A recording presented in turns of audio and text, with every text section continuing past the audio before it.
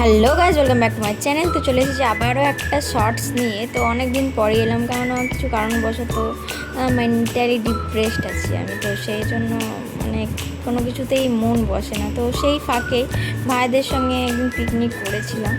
তো তারা অনেক জোর করেছিল বলেই করেছিলাম, যেহেতু রান্নার দায়িত্বটাই আমারই ছিল।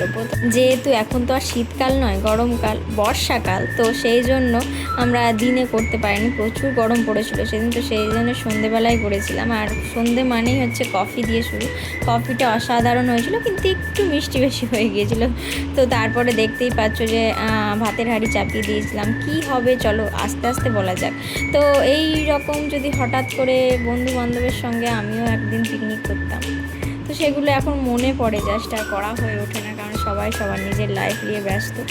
আর আমি আমার লাইফে কী আছে আমি নিজেও জানি না। আর কথা বাদ দিয়ে এখানে রান্নার কথা বলা যাক চলো। প্রথমেই আমি ভাতের হাঁড়িতে চাল চাপিয়ে দিয়েছিলাম, দেখতেই পেলে।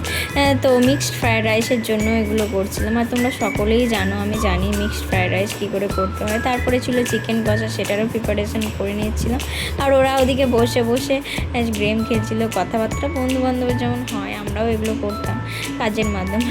আর এই নিলয় খেতে মানে ও এত যত্ন সহকারে যে খাবার মানে তুলছে, সেটা দেখেই আমি আমার জাস্ট অবাক হয়ে গেলাম।